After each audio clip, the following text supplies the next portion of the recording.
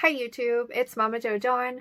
I am a single mom of a 2-year-old little girl, and today I wanted to talk to you guys about 8 different mindset shifts that you can make to more gently react to your toddler's temper tantrums. Mindset number 1, my child is communicating their feelings towards me the only way they know how. At 2 years old, cognitively, your child does not know how to react to their feelings. They feel their feeling with their whole body, with their eyes and their voice boxes and their arms and their lips. That's why anger comes out so strongly. Remember that by your child having that outburst, they're communicating to you something. And it's not your job to shut down that communication. It's your job to teach them alternate ways to communicate. You shouldn't be demeaning their feeling. And one of the biggest mindset shifts you can make is accepting that communication, is being thankful that your child is being open to you about their needs and their feelings. I know it's really hard as a mom when your child is throwing a temper tantrum, especially in a public area. Be grateful for the fact that they're sharing their emotions with you. When your child is really mad or really sad, you can think to yourself, my child trusts me enough to share these feelings with me. And that can be your first step in just reacting more pleasantly yourself. Mindset number 2, I can teach them how to respond with my own behavior. How you react to your child's emotions teaches them how they can react to their own emotions. When your child is really sad, by extending sympathy and understanding, you're teaching them to value their own emotions and their own sadness, to recognize that they have it and seek out comfort when they need it, but to also discover that there's a light at the end of the tunnel and the sadness eventually ends and happiness returns again. And when your child is really mad, you can teach them how to be the calm in the chaos of that emotion by remaining calm yourself. You can teach them that even in those moments when everything is pushing your button, you can breathe, you can sit down, you can redirect your attention to a different thing. You can teach your child healthy coping mechanisms by coping with their emotions in the way that you want them to cope with them. And by having that mindset to remember that your actions will eventually be mimicked by your child, it can really motivate you to handle that situation in the best way possible. Mindset number 3, they are allowed to express anger.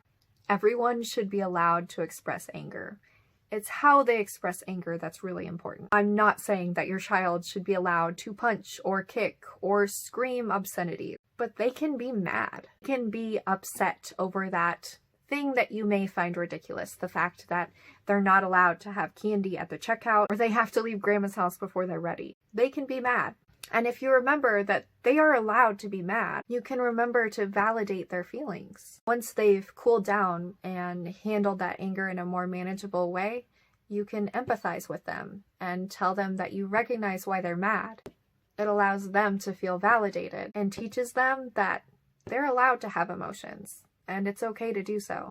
Mindset number 4, I cannot create calm unless I am calm. No chaos was ever fixed with more chaos. In order to create calm in the situation where your child is anything but calm, you have to stay calm yourself. Your child picks up on your own negative energy. That's not going to make them feel any better. So a perfect mindset to have, and what I kind of do, is in those instances when my child is having a moment, I just shut down. I just stand there and I breathe. Choose not to react, because my reactions in her moments of anger are usually anger myself. And I don't want to feed into her emotion. She doesn't react very well to me breathing or talking her through the way she's feeling. She wants to feel it by just being mad. So I let her be mad. I take a moment, I step back, and I just stay calm, because that's all I really can do in that moment. And within a minute or two of her just being mad, she starts to calm down too. And at that point, she always comes to me because I'm waiting there with my calm. I've created her calm by offering my calm to her. So when your child is anything but calm, sometimes the best way to get them to calm down is to simply offer your own calm to them. Mindset number 5, my child deserves to feel heard. Everyone's feelings are valid. Whether or not you agree that they should feel that way, they still feel that way. And the least healthy thing that you can do with your emotions, aside from acting poorly because of them is to suppress them. Your job as a parent is to validate the way your child feels, to give them healthy coping mechanisms. Mindset number 6, and she's with me. I can stand my ground without threats, anger, or yelling. Silence is still uncompromised. You can remain calm and get your point across. You don't have to give in to what your child wants.